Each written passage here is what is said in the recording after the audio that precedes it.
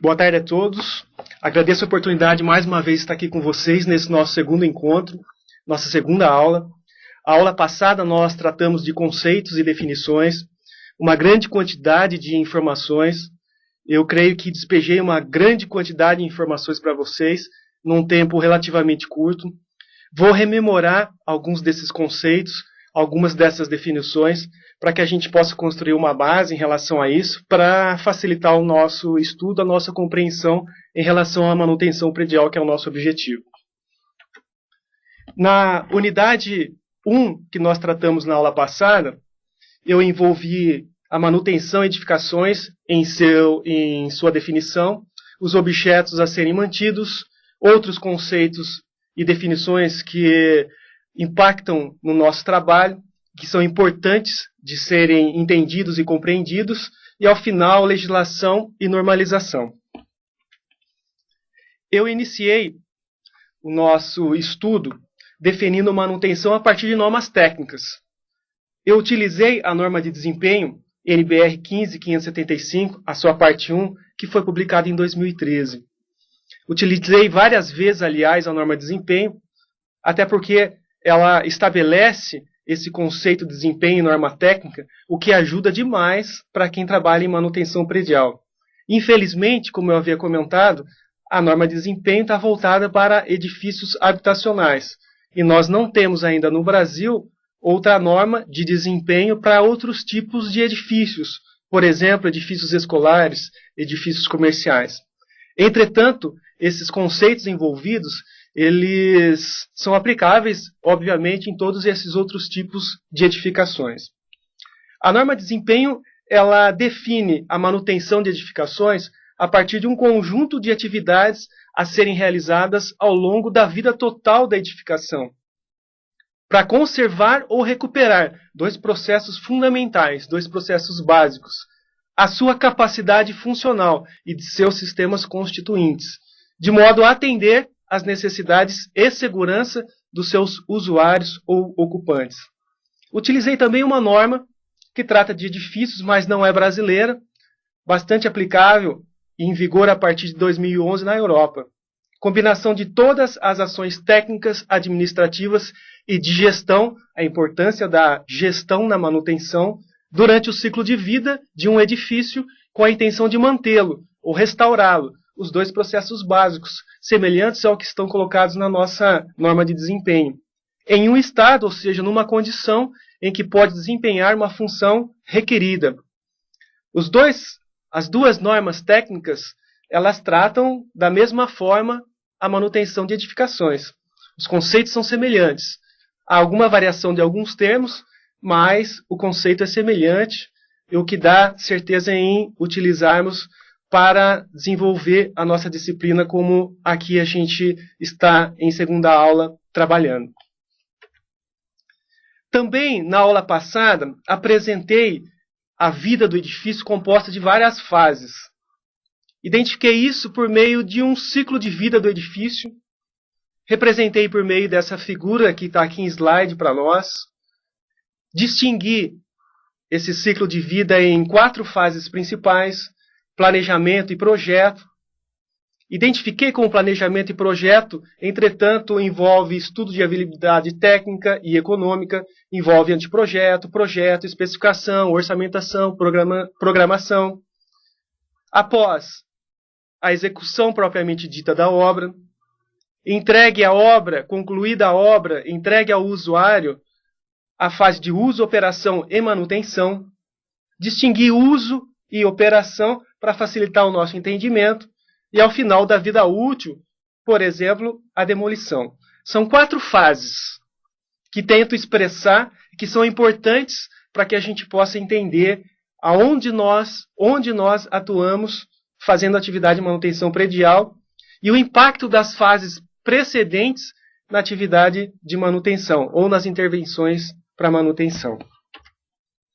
E expressei essas características dessas fases a partir da diferença entre vários agentes envolvidos: incorporador, projetista, construtor, usuário. Cada uma daquelas fases há agentes envolvidos distintos. O incorporador e o projetista, na fase primeira, em que tem o planejamento e projeto, identifiquei simplesmente por esses dois termos. Após a etapa da execução, o executor, o construtor, a construtora, entregue a obra os usuários, o ocupante da edificação. Um ciclo que se fecha, mas que apresenta tempos de desenvolvimentos diferentes. O projeto e execução, geralmente, atende um tempo relativamente curto em relação à próxima fase, de uso, operação e manutenção, que geralmente é maior do que 50 anos. Portanto, há uma diferença em relação ao tempo distribuído entre aquelas fases. A fase de uso, operação e manutenção é a maior das fases, relativamente grande em comparação a projeto e execução. E há também uma distribuição de custos. A fase de uso, operação e manutenção é a que consome mais custos, em comparação à somatória de todos os custos de todas essas 4 fases, que eu vou entender aqui como um custo global.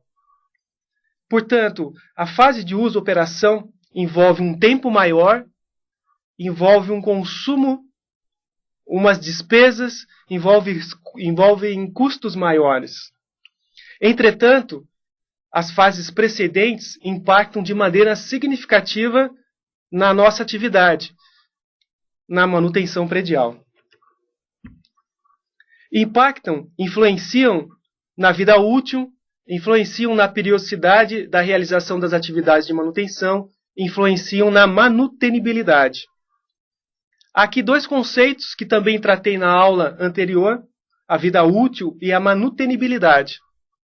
Portanto, a fase de projeto é uma das fases mais importantes que impacta na manutenção predial. Obviamente que a execução também, posto que se não são executados conforme projetados, se não são utilizados os materiais conforme especificados, se não são utilizadas as técnicas conforme os procedimentos indicados, há um impacto, há uma influência também na manutenção predial. A manutenibilidade, um conceito desenvolvido na aula passada, envolve-nos, obviamente, na manutenção predial. Como sendo um grau de facilidade, expressei como a facilidade para fazer a manutenção, de um modo bem simples. A norma de desempenho ela define isso corretamente. A norma de desempenho, NBR 15575, define manutenibilidade como o grau de facilidade de um sistema, elemento ou componente, de ser mantido ou recolocado no estado, ou seja, numa condição no qual possa executar as suas funções exigidas, as funções requeridas pelos usuários, quando a manutenção é executada sobre condições determinadas, procedimentos e meios prescritos, ou seja, que foram já definidos, estão documentados, estão registrados e deverão ser, obviamente, seguidos. É uma característica essencialmente de projeto.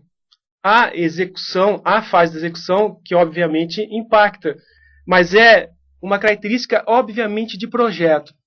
A ocasião mais adequada, como eu havia apresentado na aula anterior, para que se possa analisar os aspectos de manutenibilidade de um componente, de um elemento, de um sistema, está exatamente na fase de projeto. Essa é uma influência bastante significativa e aí vem a importância dos arquitetos, dos projetistas, pensando em manutenção, pensando em manutenibilidade. Também conceituei, ou aliás, defini falhas e anomalias construtivas. Nesse primeiro momento, esses 2 termos são sinônimos, falhas e anomalias, ou seja, deficiências. São eventos, são ocorrências que prejudicam a utilização do sistema ou do elemento construtivo, e que leva, ou seja, resulta num desempenho inferior ao exigido ou requerido pelo usuário. Essa é a definição da nossa norma de desempenho. Uma falha é uma ocorrência que prejudica a utilização do sistema ou do elemento, que resulta num desempenho inferior ao exigido. Entretanto, também fiz uma comparação apenas para ressaltar e confirmar que falha é um evento que se caracteriza com o término da capacidade de um item, um componente, um elemento construtivo, em desempenhar a sua função requerida. Essa segunda definição, ela é adotada na manutenção industrial, pelos engenheiros, pelos profissionais que tratam da manutenção de instalações, equipamentos em indústrias. Mas são aqui bem próximas do que a gente também adota agora na manutenção predial, referindo-nos à norma de desempenho. Entretanto, e vou usar na nossa disciplina, nós teremos uma aula especificamente tratando de inspeção predial, e vou me fundamentar numa norma que não é da ABNT, mas é elaborada e publicada pelo Instituto Brasileiro de Avaliações e Perícias. Essa norma de inspeção predial que me refiro, ela está colocada para vocês como material complementar à disposição. Pode ser facilmente baixada via internet, acessando o site do IBAP. Nesse caso, anomalias e falhas são não conformidades, são deficiências construtivas, que impactam da mesma forma na perda precoce do desempenho, real ou futuro, dos elementos e sistemas construtivos e a redução que gera de sua vida útil projetada. Vida útil projetada também defini na aula anterior, uma estimativa de vida útil, uma característica de projeto, adotada em projeto. Falhas e anomalias construtivas ocorrem em duas situações bem características, aqui para nós em manutenção predial, iniciando o nosso estudo em manutenção predial. Falhas e anomalias construtivas cuja situação em que um item deixa de operar, a falha fica facilmente identificada. Usei um exemplo como o desarme de um disjuntor de um circuito elétrico. Houve alguma causa que leva a essa falha. A instalação deixa de operar, o equipamento deixa de operar, fica facilmente identificada a ocorrência da falha, ou o evento falha. Entretanto, há situações, e isso é bastante comum na construção civil, em que um item vai se degradando ao longo do tempo. Ou seja, nós não temos, de uma forma clara, uma observação clara, a caracterização da falha. Nesse caso, cabe especificar o que a gente entende, ou qual é o critério que representa, que expressa essa falha. Aliás, em relação a essa especificação do critério de falha, em relação a edificações habitacionais, eu poderia utilizar os critérios de desempenho estabelecidos na norma de desempenho de edificações habitacionais para entender esse critério de falha, ou para definir esse critério de falha. Ficaria mais fácil. Ou fica mais fácil. O modo de falha é como a maneira com que a falha é observada e o seu impacto na operação de um elemento, de um componente. E a causa raiz como sendo a causa imediata da falha, ou seja, aquele evento que leva o processo de falha, o evento acionador, causador do processo de falha. Utilizei como exemplo, para que pudéssemos solidificar esses termos, esse conceito envolvido, o que é bastante comum e grave, obviamente, a corrosão de armadura. Ao longo desse processo, que leva aqui ao que aponto pela seta na imagem à direita, uma extremidade inferior de um pilar em concreto armado em um edifício, numa condição bastante precária, em relação à corrosão das barras ou dos vergalhões. Note, inclusive, aqui foi retirado a camada de concreto, até porque grande parte havia sido lascada. O lascamento é das formas em que eu observo a falha. O lascamento em que se expõe a armadura numa condição em que acelera-se ainda mais o processo de formação da corrosão. Note que nesse pilar nem se tem mais ou não se observa mais, inclusive os estribos, por perda da área de armadura ou do vergalhão que se constituía esses estribos. Né? Uma situação bastante grave quando eu penso na extremidade inferior de um pilar no pavimento térreo de um edifício de grande altura. Há aqui caracterizado, e pode ser observado, várias formas em que se tem a falha. Por meio de fissuras, estou apontando aqui com a seta do mouse, por meio de lascamento do concreto, estou apontando aqui pela setinha do mouse, ou, nesse caso, eu tenho a visualização já direta da corrosão da armadura e a aceleração do processo, obviamente. O primeiro fenômeno envolvido dá-se por meio da introdução de agentes agressivos que penetram pelo concreto, atingem uma certa região, já despassivada, vou entender dessa forma, eu vou explicar com maior desenvolvimento, com maior aprofundamento quando falar em concreto armado. Despassivada a armadura, a corrosão ao início do processo.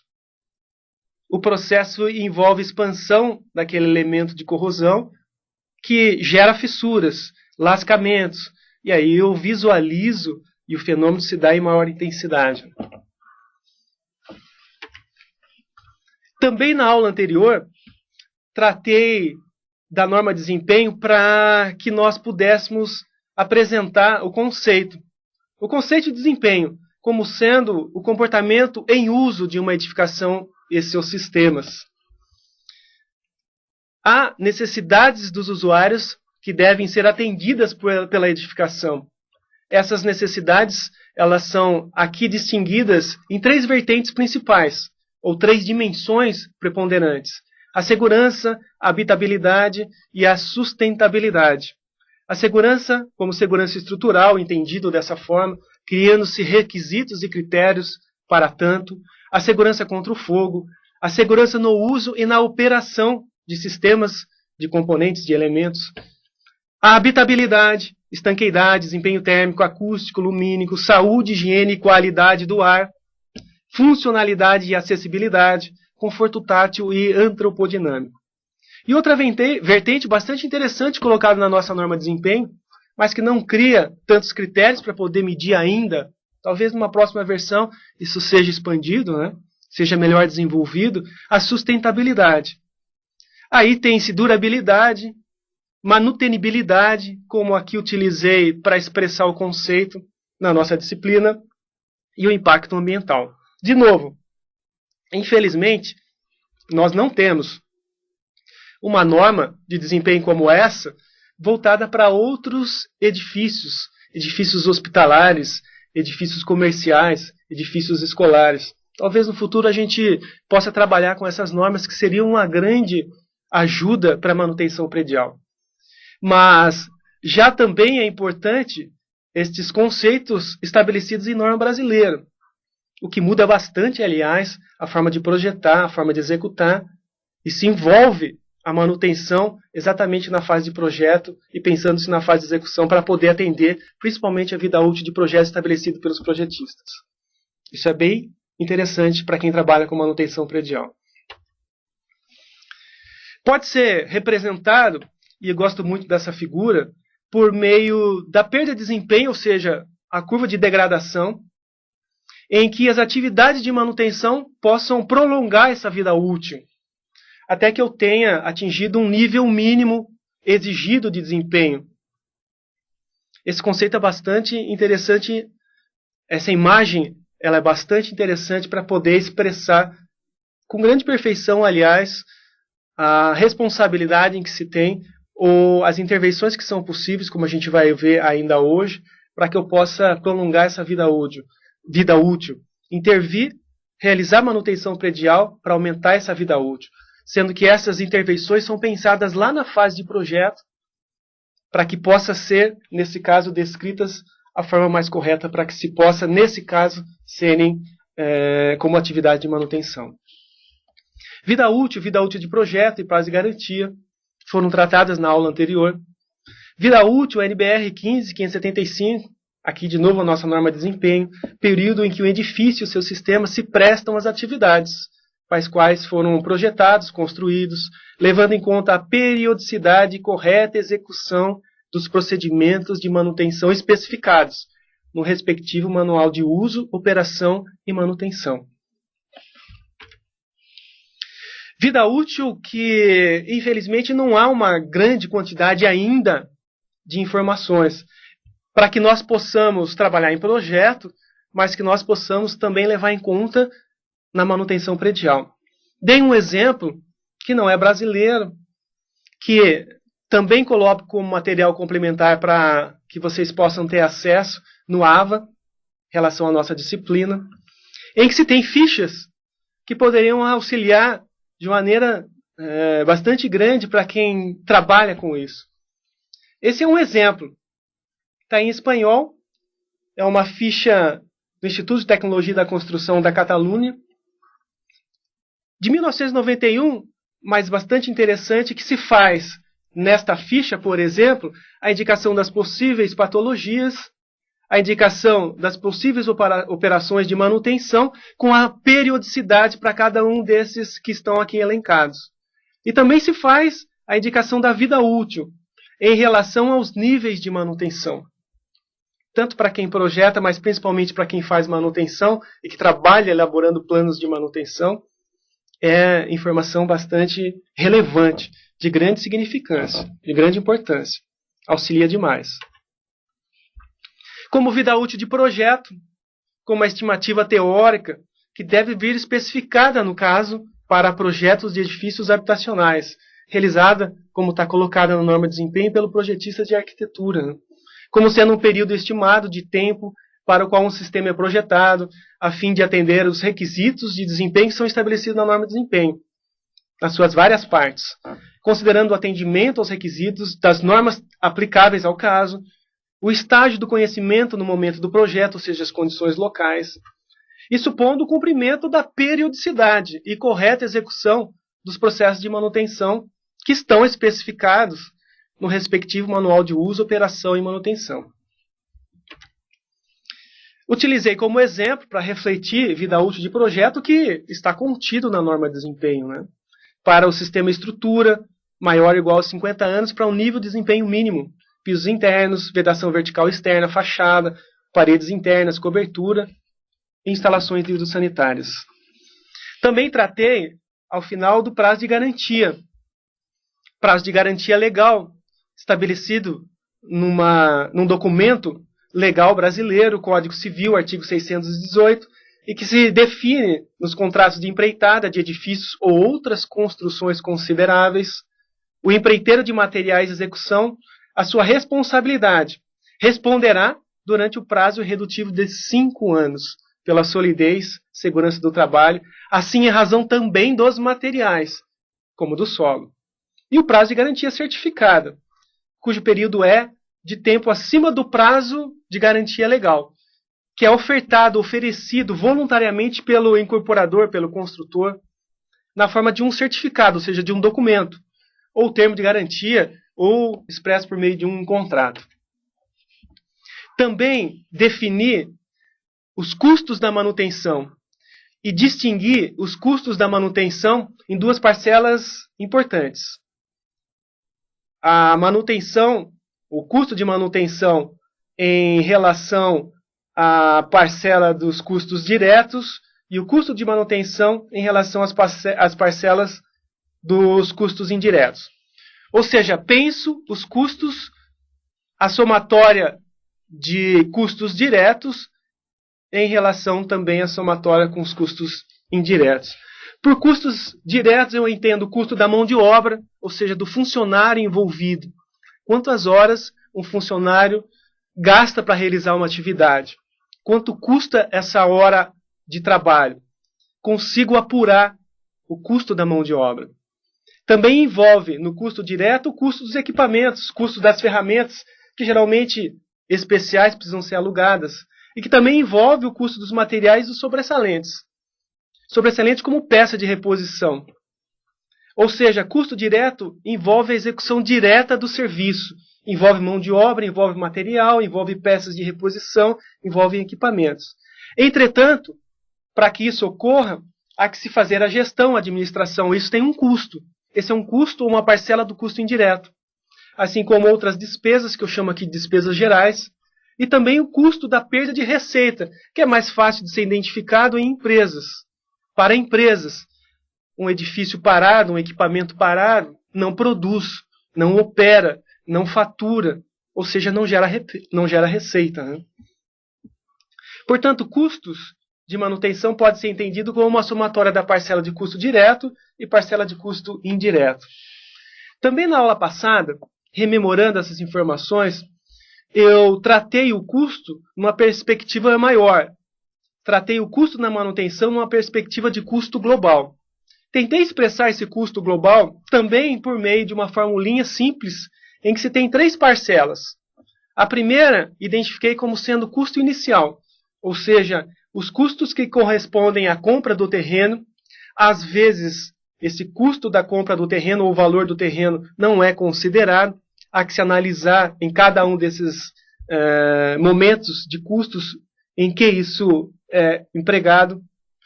No custo inicial, são envolvidos os custos para a elaboração dos estudos, dos projetos, da execução propriamente da obra, ou seja, o custo de construção, as taxas, licenças e etc.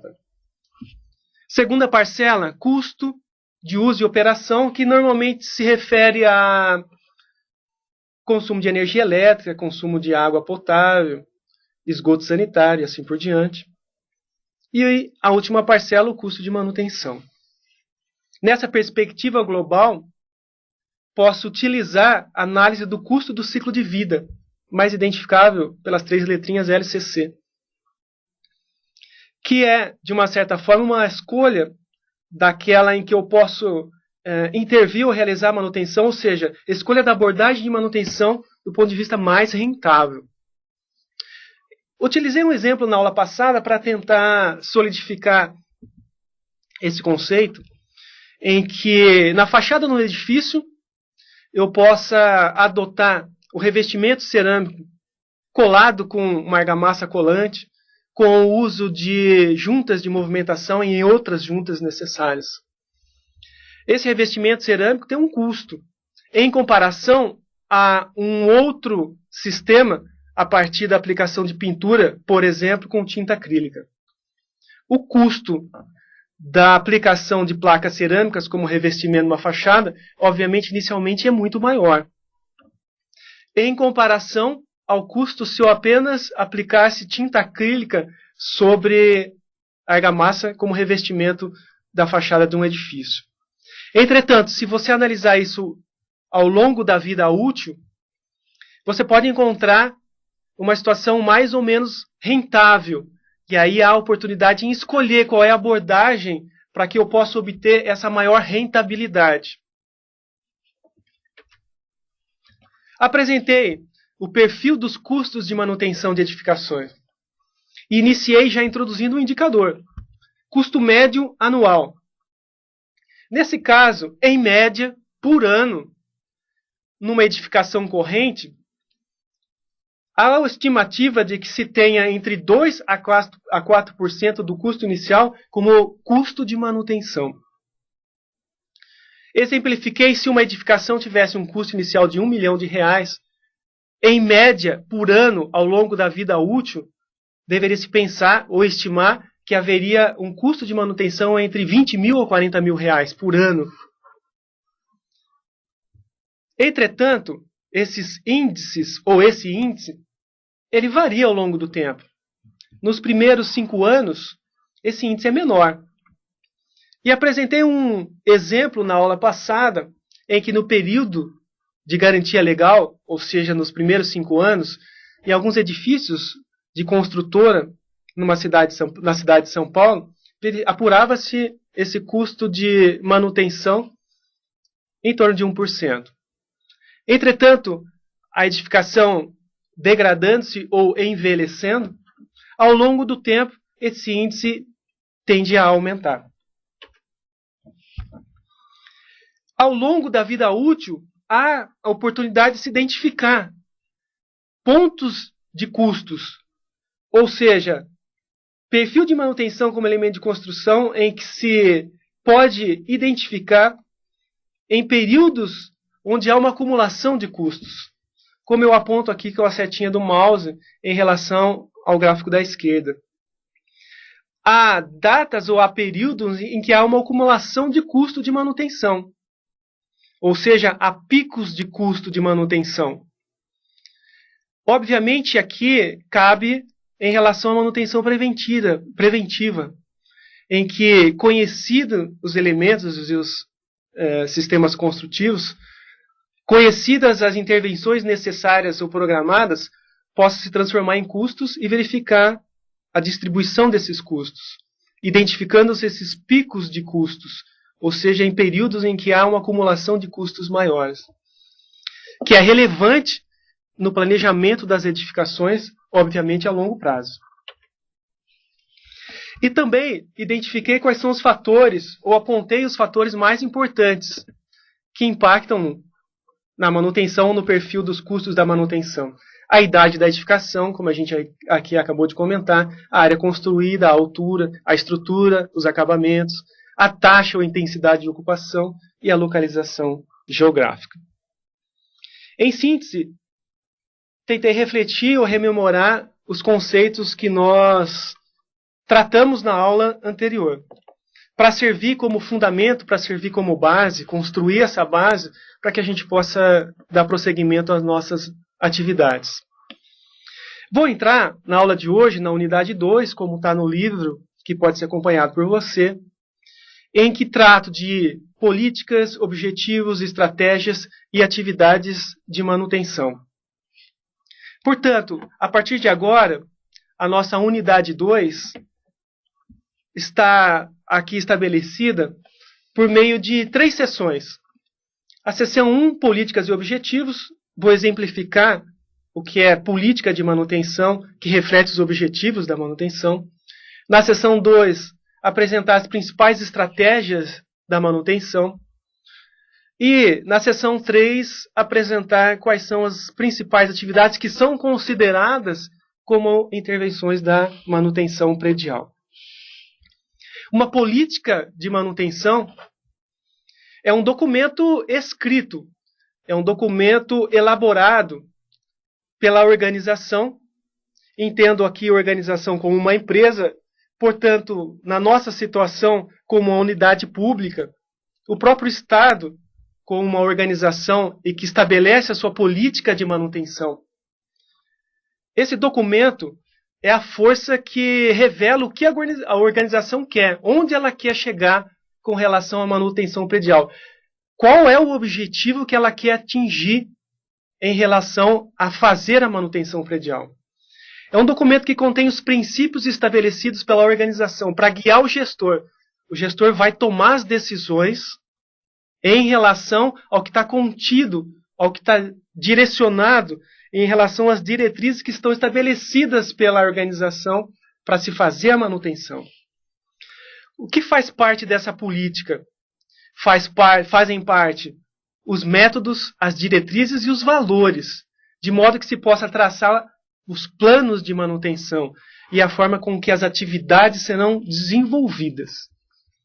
Vou exemplificar para tornar mais fácil, mas vou adotar um documento oficial de um estado que não é brasileiro, que está disponível na internet, também colocado para vocês, para conhecimento, no material complementar junto ao AVA. Este documento de manutenção, ou essa política estabelecida de manutenção, se refere a um estado da Austrália, o estado de Queensland, na Austrália. Um documento relativamente recente, que eu vou usar para exemplificar o que é política e de manutenção, e quais são os elementos contidos na política de manutenção. Essas diretrizes estão estabelecidas para que o gestor público, aquele que é responsável pelos edifícios públicos do estado de Queensland, na Austrália, possam ser utilizadas para tomar as decisões, para se fazer a manutenção dos edifícios públicos deste estado. Esta é uma das primeiras páginas deste documento público, desta política pública de manutenção. E ela contém como sumário os principais elementos para que possa ser aqui entendida a manutenção.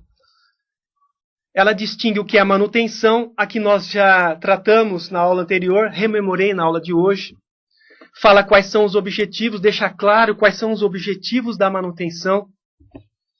Fala quais são os papéis e responsabilidades dos agentes envolvidos, ou deixa claro quais são as responsabilidades dos agentes envolvidos. E também descreve e trata das políticas em relação a planejamento, à implementação, aos sistemas de informação. E diz como deve ser revisada essa política de manutenção de edificações para esse Estado australiano.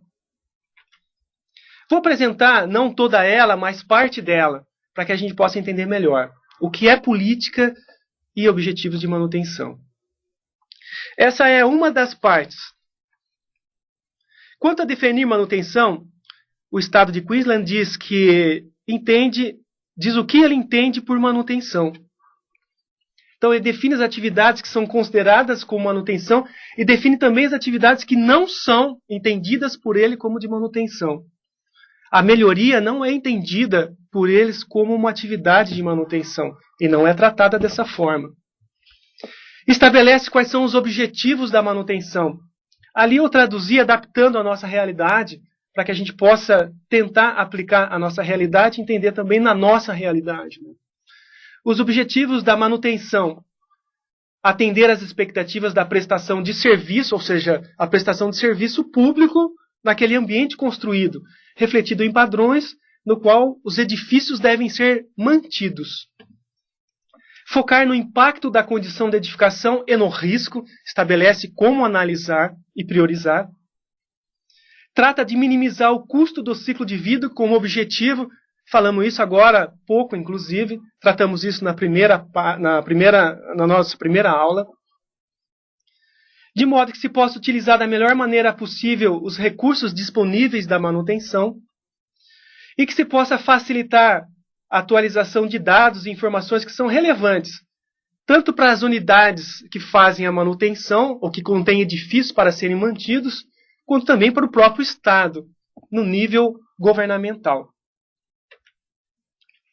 Estabelece 14 políticas de manutenção, que são distribuídas em 3 elementos principais da gestão: planejamento, implementação, informações da manutenção, sistemas de informação da manutenção.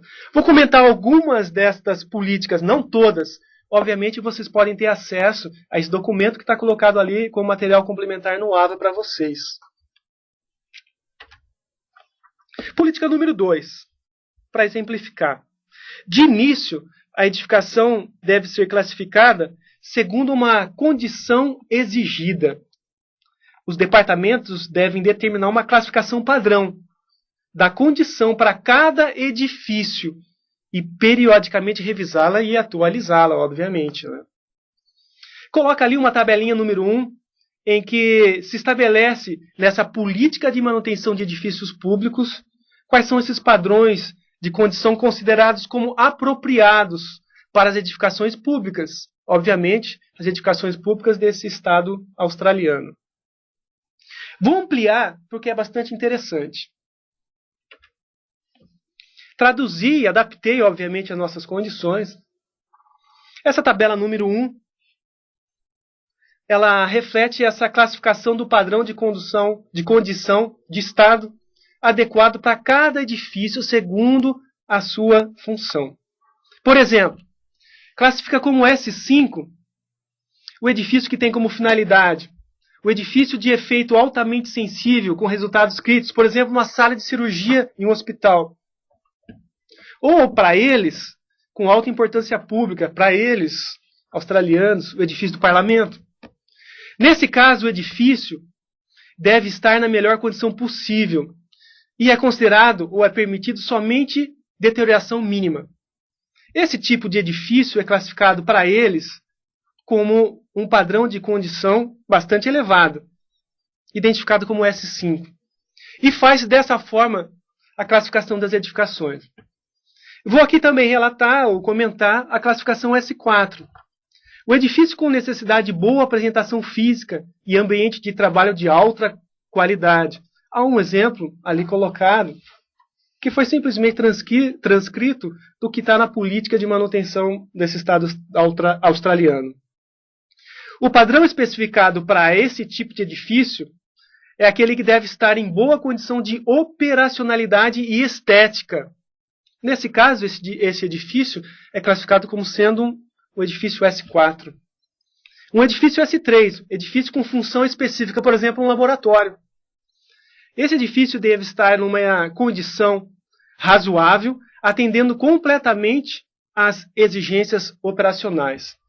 Para caso de edifícios com função auxiliar, por exemplo, um armazém, ou com vida útil limitada, esse edifício deve estar numa condição de atender às necessidades operacionais mínimas. Nesse caso, eles classificam como edifício S2. E não operacional, um edifício não operacional, ou para demolição, deve estar deteriorado, ou pode estar deteriorado, aliás, contudo, deve estar marginalmente mantido. Deve ser mantido ao mínimo, de modo que possa se atender exigências legais mínimas. Nesse caso, a classificação desse edifício, para eles, S1. A política número 4, em que se estabelece para a manutenção pública dos edifícios que eu estou aqui utilizando, já que nosso programa RESTEC envolve residência, envolve profissionais em edificações públicas. Política número 4. São estabelecidas as exigências para o plano de manutenção. Ou seja, obriga-se a existir um plano de manutenção, a desenvolver o plano estratégico de manutenção.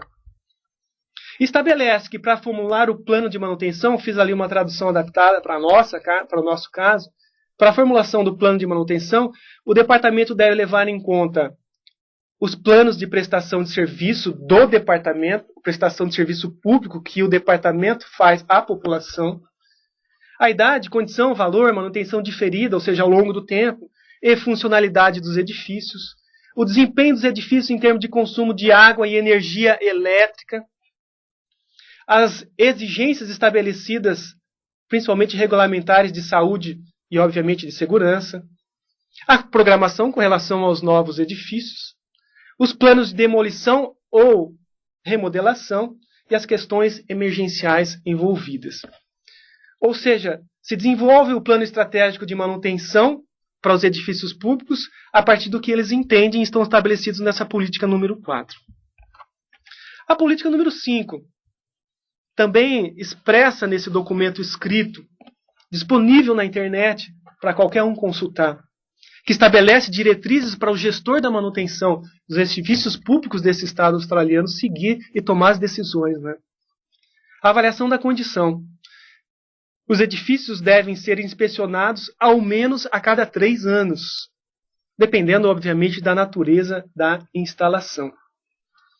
E que se entende que a avaliação de condição ou do estado dos edifícios compreende a inspeção física dos edifícios, compreende a avaliação da condição atual, compreende a comparação desta condição atual com padrões estabelecidos naquela tabela 1 que eu apresentei anteriormente, a identificação dos trabalhos, das intervenções necessárias para trazer o edifício até os padrões que estão ali especificados, compreende a classificação dos trabalhos em ordem de prioridade. Daqui a pouco eu vou apresentar como se faz a classificação destas prioridades, ou qual o critério que se adota nessa política para se estabelecer prioridades de manutenção. Ou seja, um documento oficial que estabelece como se priorizará as intervenções de manutenção. E a determinação das ações necessárias para mitigar qualquer risco, aí, no caso, imediato. Apresenta 2 tabelinhas que eu vou expandir nos próximos slides. Tabela 2 como classificação da edificação segundo uma condição. E a tabela 3 como escala de prioridades, ou um critério de prioridades, para que se possa definir as prioridades para as intervenções de manutenção. Eu vou ampliar essas 2 tabelinhas porque elas são bastante importantes. E refletem aquela política número 5 que eu havia comentado agora há pouco. A tabela número 2, para a classificação da condição da edificação. A condição da edificação vai ser classificada em excelente, bom, razoável, ruim ou muito ruim. Condição excelente, impute-se um classificador número 5. Condição boa, 4, razoável, 3, ruim, expressa-se pelo número 2, muito ruim, expressa-se pelo número 1. Simplesmente eu expandi para que a gente pudesse aqui entender um pouquinho melhor esse critério, definido como política de manutenção, que o gestor adota para tomar as suas decisões, que o gestor consulta para tomar as suas decisões para fazer a manutenção dos edifícios públicos.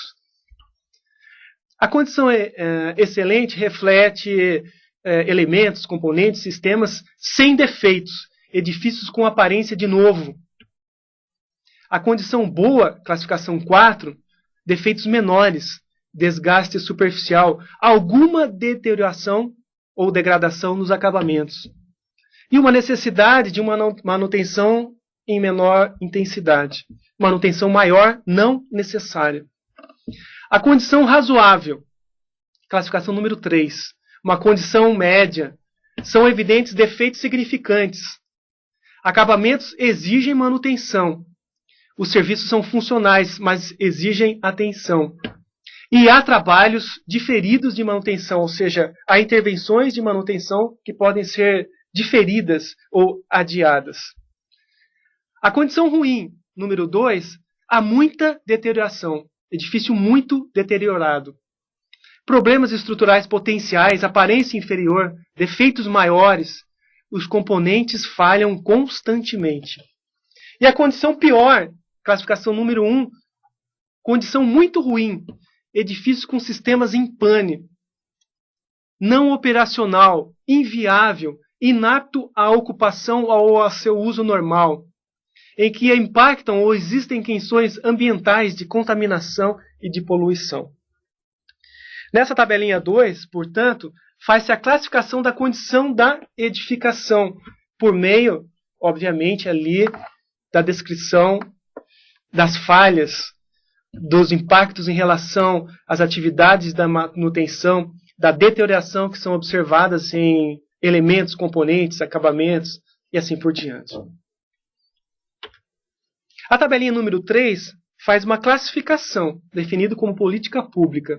Como é que eu classifico, ou de que forma o gestor toma a decisão como prioridade nas intervenções da manutenção? Classificação dos trabalhos de manutenção em prioridade 1, 2, 3 ou 4.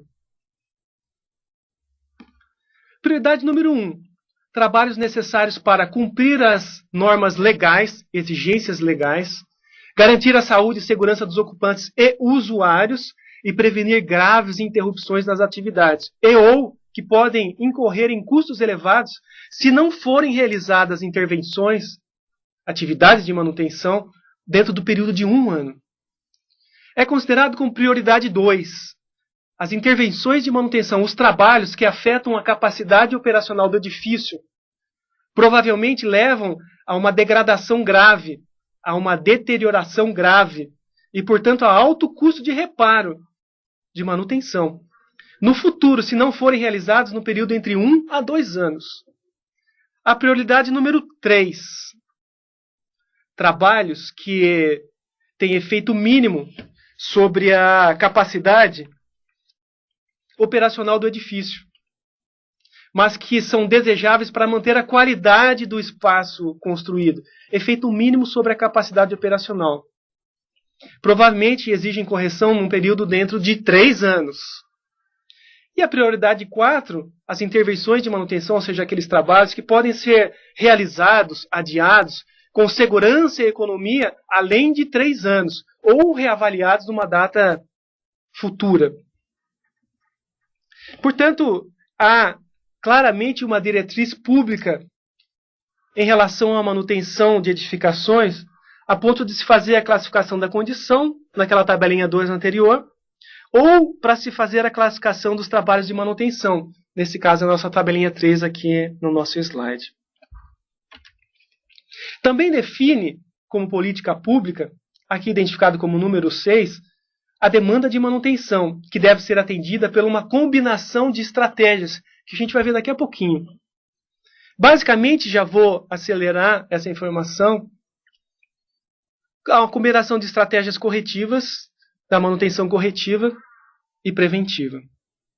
E trata também dos critérios para alocação de recursos, para orçamentação e distribuição de recursos necessários para a manutenção de edificações. Nessa política número 7, há uma recomendação explícita de alocação de recurso, no mínimo, de 1% do valor aqui identificado por eles de substituição do edifício, que é bastante próximo do que a gente entendeu como custo inicial, exceto nesse caso, e não se coloca nesse custo inicial, o custo do terreno, obviamente, né? Portanto, a política estabelecida de manutenção pública para os edifícios públicos para esse Estado australiano recomenda que, no mínimo, ou estima-se no mínimo, a alocação para fazer frente às despesas de manutenção no valor de 1% do que eu vou aqui identificar do que a gente falou na aula passada como um custo inicial. Essa é uma definição pública para que se possa fazer o investimento, no mínimo, necessário para fazer frente à demanda de manutenção. A política número 8, política pública número 8, estabelecida para os edifícios públicos. Desenvolver um plano anual de manutenção. Esse plano deve ser revisado, portanto, anualmente.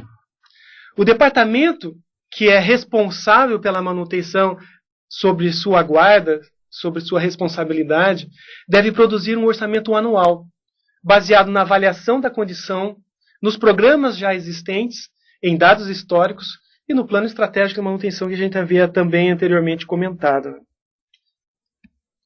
Ou seja, a recomendação explícita e a obrigatoriedade explícita de se fazer o plano de manutenção.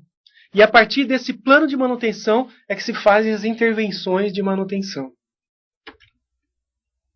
Desenvolve, portanto, nessa política número 8 e obriga-se a desenvolver essa política pública, obriga-se a desenvolver o plano anual de manutenção, que deve levar em conta a administração de riscos como critério para se administrar, para se gerir a manutenção predial.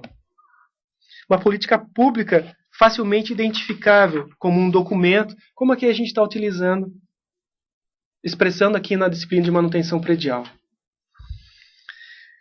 A política pública número 10, que trata do monitoramento do desempenho da edificação, e aqui eu vou utilizar, para expressar isso, um dos indicadores. Nesse documento público, se usa para expressar o desempenho da manutenção, o indicador de desempenho chamado FCI, Facility Condition Index. Expressa, de uma certa forma, quantitativamente, a condição do edifício. Estabelecido aqui como política pública. E qual é o modo em que eu possa avaliar o desempenho dessa política pública.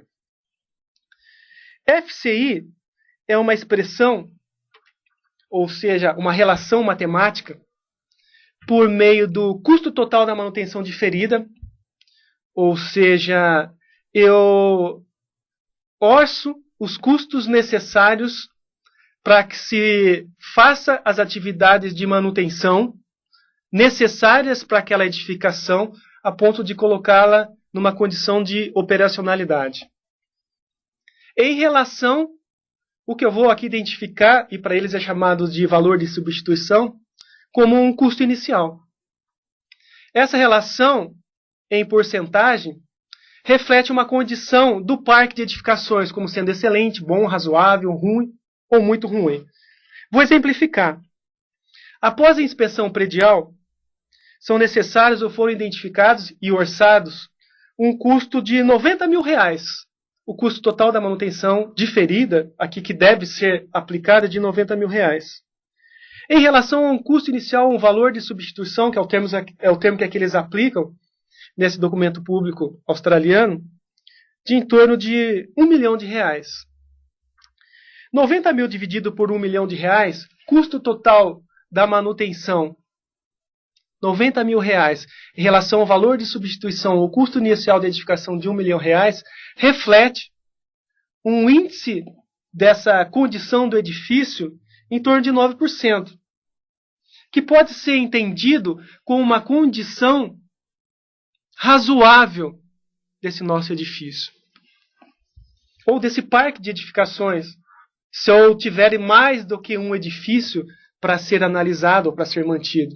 Portanto, esse indicador, esse índice, bastante interessante, muito importante para quem trabalha com gestão, principalmente o gestor em nível superior, num nível hierárquico maior na organização. Expressa de maneira quantitativa a condição de edifício de um modo bem fácil. É um indicador geralmente aceito para comparar, para fazer uma comparação relativa entre as condições dos edifícios também ao longo do tempo, né? E auxilia, obviamente, na tomada da decisão estratégica, né? O gestor num nível estratégico de longo prazo. Está estabelecido aqui como um documento público para se fazer ou para se medir o desempenho da manutenção de edificações. Dito isso, é fácil, acho, que se possa entender os objetivos da manutenção. Penso que ficou mais evidente, ficou mais claro, né? Como objetivos da manutenção, garantir uma condição de segurança às edificações e os serviços a eles associados, garantir uma condição de utilização às edificações, garantir o atendimento a todas as exigências, as normas, as condições legais, e executar o trabalho necessário a fim de preservar a qualidade da edificação. Enfim, posso entender e distinguir os objetivos da manutenção como objetivos regulamentares ou legais, objetivos técnicos e objetivos econômicos. Por objetivos regulamentares, a otimização do funcionamento de equipamentos e das instalações, o cumprimento dos requisitos mínimos de conforto ambiental e qualidade do ar interior.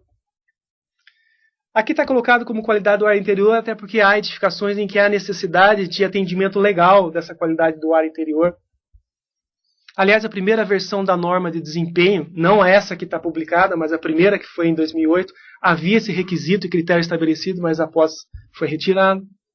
O controle da eficiência energética, que expressam esses objetivos regulamentares ou legais. Os objetivos técnicos, a eficiência da manutenção preventiva, daqui a pouco eu vou conceituar a manutenção preventiva, a resposta rápida e eficiente para a situação da falha, já entendemos o que é falha, melhorias na manutenibilidade e o rendimento das instalações ou dos equipamentos que porventura estão instalados na nossa edificação, e obviamente objetivos econômicos, otimização dos custos da manutenção e que reflete também em custos para a operação. Para tanto, é preciso fazer a manutenção adotando-se estratégias. Essas estratégias são classificadas geralmente em relação ao momento da detecção da falha, da identificação da falha, em componentes, elementos e sistemas construtivos, voltados aqui para nosso caso, edificações, né? Geralmente se distingue entre manutenção preventiva e manutenção corretiva.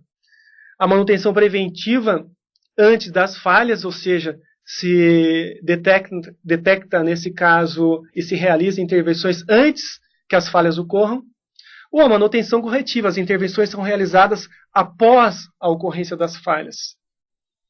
Gosto mais, entretanto, de fazer uma classificação por meio de manutenção planejada ou não planejada, que leva em conta esse seguinte diagrama. Manutenção planejada reflete, neste caso, a manutenção preventiva, mas também uma parcela da corretiva. A manutenção planejada reflete a preventiva distribuída ou distinguida entre baseada na condição e manutenção programada. A manutenção não planejada expressa-se pela manutenção de emergência, a corretiva de emergência, preciso realizar em função da falha ocorrida. Vou definir cada uma dessas estratégias. Começando, obviamente, pela preventiva. A manutenção preventiva é aquela realizada em intervalos pré-determinados, intervalos regulares, ou de acordo com critérios estabelecidos, prescritos, com a intenção de reduzir a probabilidade de falha, ou a degradação do funcionamento de um componente ou de um elemento construtivo, aqui voltando para nossas edificações. Manutenção preventiva, realizada em intervalos pré-determinados, com critérios pré-estabelecidos, prescritos. A manutenção preventiva pode ser entendida ou pode ser distinguida em manutenção baseada na condição. Ou seja, refere-se à manutenção com base no desempenho ou num parâmetro qualquer de monitoramento que eu possa monitorar e aí programar as ações subsequentes. Exemplo, medição da frente de carbonatação do concreto. Fácil de se realizar e que dá uma estimativa bem boa do período residual até se atingir o final da vida útil. O descolamento de placas cerâmicas, a calcinação de pintura, etc. Manutenção baseada, voltando aqui para edificações, na vistoria da edificação. Manutenção baseada na condição da edificação ou de algum parâmetro que me sirva para eu monitorar a evolução daqueles mecanismos que levam à formação da falha. E, obviamente, as intervenções subsequentes, as ações subsequentes. A manutenção programada ou sistemática, ainda como manutenção preventiva, distinguindo a manutenção preventiva, né? Manutenção que corresponde a realizada de acordo com intervalos estabelecidos, ou com uma quantidade de unidade de uso, mas sem investigação prévia das condições. Exemplo, a substituição de condutores elétricos. Após um período de 20 anos, eu vou substituir todos os condutores elétricos. Ou a substituição do selante em juntas de movimentação de fachadas, revestimentos cerâmicos, como eu havia usado como exemplo na aula anterior. É caro colocar um funcionário num equipamento, num balancim, descendo numa fachada, para identificar a condição do selante. Portanto, eu posso substituir esse selante a partir de uma certa periodicidade. Por exemplo, a cada 5 anos, eu vou contratar uma atividade para fazer a substituição deste material de preenchimento de juntas. Nesse caso, expressa-se como manutenção programada ou sistemática. A manutenção corretiva, como manutenção não planejada, consiste nas atividades, nas intervenções de manutenção realizadas após o reconhecimento da falha. E aí tem por objetivo colocar o elemento construtivo, o componente construtivo, numa situação, numa condição no qual pode executar a sua função projetada, a sua função requerida, né? A manutenção corretiva de emergência é o caso, realizada imediatamente após a identificação, a detecção da falha, a fim de, obviamente, evitar consequências inaceitáveis, né? Exemplo, destelhamento da cobertura, vazamento de instalações de gás. Identificou a falha, imediatamente eu vou corrigir. Manutenção corretiva de emergência. Também manutenção corretiva, mas eu conceituei como manutenção planejada. Manutenção diferida ou entendida como manutenção adiada. Refere-se à manutenção corretiva que não é imediatamente realizada após a identificação da falha, mas pode ser postergada, pode ser atrasada, de acordo com alguma regra de manutenção. Fiz alguns exemplos, coloquei alguns exemplos, descolamento de rodapé em parede, fissura em forro de gesso e assim por diante. Estas são, basicamente, as estratégias de manutenção que a gente tem à disposição, para que possamos adotar, para que possamos fazer a manutenção predial. A norma de manutenção brasileira, a NBR 5674, ela distingue essas estratégias em 3. Manutenção corretiva, manutenção preventiva, como aqui a gente conceituou, mas também distingue a manutenção rotineira, como está definido na norma de manutenção de edificações NBR 5674, publicada em 2012. Manutenção rotineira, caracterizada por um fluxo constante de serviços padronizados e cíclicos. Exemplo, a limpeza geral, a lavagem de áreas comuns, é uma intervenção rotineira, classificado como manutenção rotineira, com uma abordagem, uma estratégia de manutenção, segundo a nossa norma de manutenção de edificações brasileira. As estratégias, obviamente, vão ser adotadas, e eu vou usar aqui um diagrama que facilita o entendimento dessas estratégias, ou como adotar essas estratégias. É uma árvore de decisão, para tomada de decisão, para as estratégias de manutenção de edificações. A atividade é planejada, sim ou não? Se sim, manutenção planejada. Se não, manutenção não planejada.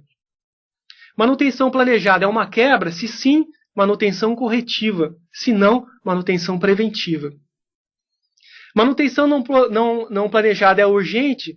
Se sim, manutenção de emergência. Se não, como a gente havia conceituado, manutenção corretiva. Na manutenção preventiva, o escopo do serviço é conhecido? Se sim, manutenção programada. Ou seja, as intervenções são aqui realizadas em tempos programados. Ou caso contrário, eu vou inspecionar, avaliar essa condição e vou intervir baseado nessa condição. Uma árvore de decisão que ajuda a tomar as decisões. Quais estratégias adotar nesse caso? Custos versus nível de manutenção. Mais manutenção, gostaria de dizer para vocês, que não significa melhor manutenção. Há um custo ótimo que deve refletir para que se possa buscar a aplicação mais eficaz. Este gráfico relaciona custo com nível de manutenção, maior nível de manutenção, menor nível de manutenção. Com menor nível de manutenção, geralmente a manutenção corretiva é a estratégia mais adotada, é o custo de manutenção mais elevado. A manutenção preventiva, nesse caso, é pequena, é menor, é um custo menor. Aumentando o nível de manutenção, obviamente o custo da manutenção corretiva tende a diminuir. Entretanto, da manutenção preventiva, para nós, inspeção predial, tende a aumentar. O equilíbrio dessas duas curvas se dá através da identificação do seu custo ótimo. E seria esse nível de manutenção o que eu entenderia pela combinação dessas estratégias como um custo ótimo de manutenção. Portanto, em quantidades excessivas, né, esse custo da manutenção pode ser tão caro quanto a não realização, que eu vou entender como suficiente de manutenção. Como eu havia comentado, e aqui deixo gravado, mais manutenção não significa melhor manutenção. Estou usando para refletir o custo de manutenção. Algumas características a comentar que envolve manutenção corretiva, que envolve manutenção preventiva, que auxilia a tomada, ou seja, a abordagem mais adequada para a situação da nossa manutenção. A manutenção corretiva, empregada nas seguintes situações, mais indicada para as seguintes situações, onde há facilidade na execução das atividades de manutenção, onde a falha não é previsível, ou seja, ela é aleatória, em que se tem a mesma probabilidade de ocorrer tanto antes quanto depois da intervenção de manutenção, ou quando a manutenção preventiva é muito cara, é bastante dispendiosa. Para essas situações, a manutenção corretiva parece ser uma abordagem mais adequada. Também em relação ao impacto da falha, quando é inconsequente, ou seja, quando o impacto da falha é muito baixo. Nesse caso, a manutenção corretiva pode ser uma estratégia a ser adotada. Ou reflete o custo das atividades preventivas sendo maior. Da mesma forma, um dispêndio, manutenção preventiva mais dispendiosa. E que os benefícios esperados da melhoria da confiabilidade ou da disponibilidade não reflitam isso. Portanto, nessas situações, a manutenção corretiva parece ser uma abordagem adequada. Com relação à manutenção preventiva, características que envolvem a manutenção preventiva, para que possamos conhecê-la melhor. Para as seguintes situações, a manutenção preventiva é uma abordagem adequada. Quando o custo das falhas não planejadas, ou seja, a manutenção corretiva é muito elevado, ao contrário do que a gente discutiu no slide anterior, e quando a falha não é totalmente aleatória, ou seja, há um modo de falha que eu conheça, há um modo predominante de falha. A seleção depende da confiabilidade, obviamente, para cada edificação. Se eu tenho uma exigência maior de desempenho para aquele edifício ou para aquele local, exemplo, uma sala de cirurgia, num hospital, obviamente a manutenção preventiva é em função da confiabilidade exigida para a edificação a mais adequada, a fim de que se possa, obviamente, evitar os acidentes graves ou as consequências graves relacionadas às falhas, né? Manutenção preventiva na manutenção predial. Manutenção preventiva geralmente é mais barata, também na manutenção predial. Na manutenção industrial, ou seja, em instalações, equipamentos na indústria, para que vocês possam ter uma noção de relação de custo, o custo da manutenção corretiva é de 2 a 4 vezes maior do que a manutenção preventiva, devido, obviamente, às ineficiências inerentes, né? Mais eficiência no processo de compra de materiais quando eu adoto a manutenção preventiva. Na compra de materiais e peças de reposição, de sobressalentes. Também isso é válido em manutenção predial. Com menor custo administrativo, menor quantidade de funcionários para se administrar. Bem como menor o tamanho do almoxarifado, quando se tem à disposição esse almoxarifado. E maior o rent time, que é o tempo em que o funcionário está executando a sua função. Vou simplificar. Se eu tenho um funcionário que trabalha 8 horas por dia, efetivamente ele não utiliza aquelas 8 horas por dia, porque uma parte desse tempo ele está aguardando peça, ou está aguardando material, ou uma parte desse tempo ele se está deslocando até o local de serviço. Na manutenção preventiva, como eu consigo planejar melhor, distribuir melhor materiais, equipamentos, ferramentas, tende-se a aumentar a este chamado rent time, ou seja, o tempo em que o funcionário está efetivamente realizando o seu serviço. A manutenção preventiva, não sei se ficou claro para vocês, ela deve ser adotada na construção civil, mas ela é mais eficaz quando ela é baseada em inspeções prediais. Que naquele documento público australiano, para se fazer a manutenção das edificações, se estabelecia que a cada 3 anos se faria a manutenção, se faria a inspeção predial, desculpe, para se planejar a manutenção das edificações. Manutenção preventiva na construção civil baseada nas inspeções prediais parece ser a mais eficaz, em função de vários fatores intervenientes na durabilidade de um componente, né? Portanto, a seleção das estratégias de manutenção, em síntese, devem ser estabelecidas por meio de critérios como a confiabilidade necessária para a edificação, o impacto e consequência das falhas, o custo de manutenção direto e indireto, como aqui a gente já havia também conceituado. Além disso, há métodos empregados que a gente ainda não adota na manutenção predial, mas que são empregados na manutenção industrial e que podem ser adotados para nós em edificações. Exemplo, manutenção centrada em confiabilidade ou na confiabilidade, a manutenção produtiva total e análise do custo de ciclo de vida, como a gente aqui comentou, e que a norma de desempenho toca a esse respeito para ser adotada em função disso, para se projetar e analisar a intervenção de manutenção.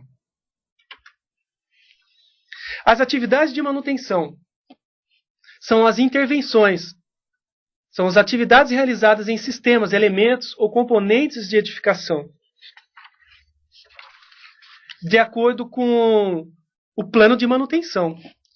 Eu só vou realizar manutenção de acordo com o meu plano de manutenção, com a intenção de manter ou estabelecer as condições físicas a um nível especificado, de acordo com a definição de manutenção de edificações, como a gente já havia colocado na aula anterior, e rememorei no início dessa nossa aula, e em prevenir as falhas ou mitigar os resultados destas falhas, né? A classificação dessas atividades da manutenção se dá geralmente em função do impacto no nível de desempenho da edificação e de seus sistemas. Nesse caso, eu vou usar, para representar as atividades, ou representar essas intervenções, denominações que são também próximas a nós, e que possam ser utilizadas também para classificar. Essa classificação, obviamente, em relação ao impacto no seu desempenho. De novo, eu estou aqui demonstrando, e utilizando nesse gráfico, a curva de degradação ou a curva de perda de desempenho. Como eu estou apontando na setinha do meu mouse, essa curva reflete a perda de desempenho sem que nenhuma atividade de manutenção seja realizada, sem nenhuma intervenção. Entretanto, há intervenções que possam ser realizadas aumentando esse desempenho, aumentando, obviamente, como a gente também já havia analisado, a vida útil. Nesse caso, eu tenho, a partir de estados limites ou critérios estabelecidos, a manutenção preventiva periódica, em que eu volto a ter uma melhoria do desempenho, e ao longo do tempo tende a cair. E que reflete modificações e melhorias para um desempenho melhor. Ou ainda a substituição, que possa, nesse caso, impactar e elevar o desempenho até uma situação necessária, exigida, requerida, definida. Né? Há outras intervenções, como, por exemplo, aquela em que eu realizo uma reparação e que volto a dar àquele elemento, componente construtivo, o nível de desempenho necessário. Esse nível de desempenho exigido, requerido, necessário, é representado por essa linha horizontal que eu estou apontando na setinha do mouse. Ou ainda uma intervenção de renovação, em que eu possa realizar uma intervenção para que possa modificar essa edificação e refletir nisso numa substancial melhoria de desempenho dessa edificação. Tenho aqui conceituado algumas das intervenções para manutenção. Nem todas elas vão ser consideradas como manutenção de edificações, como eu vou agora expressar. As atividades consideradas como manutenção de edificações são atividades periódicas. As atividades consideradas como manutenção de edificações são aquelas que refletem a reparação realizada ao final ou próxima da vida útil, mas que desenvolve, ou que devolve, aliás, o desempenho até um nível inicial da edificação. E não acima, mas inicial. Portanto, o que pode ser considerado? Quais são as intervenções que são consideradas como para a manutenção de edificações? As atividades periódicas e aquelas que levam à reparação. O que não são consideradas como manutenção e que também estão colocadas, estabelecidas naquele documento público para edifícios públicos australianos. Se você analisar e está colocado para você, está disponibilizado para você no material complementar, o que são considerados como manutenção de edificação, quais atividades que não são consideradas como manutenção de edificação. Nesse caso, não são consideradas como manutenção de edificação a melhoria, a reabilitação realizada ao final da vida útil, para elevar o desempenho acima do inicial. Ou ainda a remodelação, que resulta na implantação, alteração, expansão significativa em relação ao edifício inicial. A norma que trata de reforma de edificação deixa isso até, aliás, bem claro. A norma NBR 16208 foi publicada agora em 2014. É uma norma que reflete requisitos para o sistema de gestão da reforma de edificações. O que é uma reforma? Reforma corresponde à alteração na condição existente daquela edificação, com ou sem mudança de função, visando recuperar, melhorar ou ampliar as suas condições de habitabilidade, uso ou segurança. E, portanto, que não seja considerada como uma intervenção de manutenção. Portanto, era isso que eu gostaria de tratar com vocês na aula de hoje, para que pudéssemos entender a manutenção de uma maneira mais simplificada, mais organizada e sistematizada. Manutenção predial, em relação ao que nós vimos na aula de hoje, e vou colocar aqui como síntese dessa nossa unidade, em que vimos que política de manutenção como documento público que expressa princípios estabelecidos em um documento oficial da organização. Eu dei o exemplo do Estado australiano, o Estado de Queensland, para guiar o gestor, ou seja, como ele toma as decisões. A gente viu alguns critérios que estavam tabelados, como eram classificados, alocação de recurso mínimo e assim por diante, que de uma certa forma reflete os objetivos da manutenção e quais são esses objetivos, e distinguir esses objetivos nas vertentes regulamentares, técnicas e econômicas. Trato da política e do objetivo da manutenção, portanto, como um ponto de partida da manutenção. Para eu fazer manutenção, eu preciso de uma política definida, que me deixa claro quais são os objetivos que eu devo atingir. As estratégias da manutenção de edificações, eu aqui distingui entre planejadas e não planejadas. Entretanto, é mais comum classificar como corretivas e não corretivas. E tratei da seleção das estratégias de manutenção, a partir da análise da confiabilidade exigida para a edificação, do impacto e da consequência das falhas, e também numa análise de custo, cujas principais atividades de manutenção eu expressei para representar a manutenção predial, de acordo, obviamente, com o impacto no desempenho, como sendo as periódicas e a de reparação para a manutenção de edificações.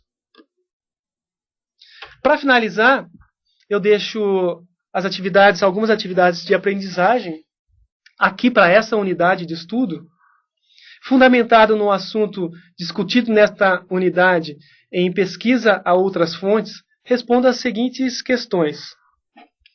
Você acha que é possível adotar apenas a estratégia preventiva para a manutenção de edificações? A partir do que a gente viu na aula de hoje, é possível adotar apenas a estratégia preventiva? A estratégia preventiva é a que se busca realmente adotar, aplicar. Mas é possível adotar apenas ela para se fazer a manutenção de edificações? A limpeza da fachada de um edifício pode ser considerada como uma atividade, uma intervenção de manutenção? Refletimos sobre isso e utilizamos uma norma de desempenho de manutenções brasileira, NBR 5674, de 2012. Portanto, pessoal, na aula de hoje era isso que eu gostaria de apresentar. No início da aula eu fiz uma rememoração do que nós vimos no nosso primeiro encontro, até porque é a partir dela que se cria uma condição que a gente possa entender melhor, compreender melhor a manutenção de edificações. Eu agradeço pela oportunidade, fico por aqui na aula de hoje, encontro vocês na próxima sexta-feira. Obrigado e boa tarde.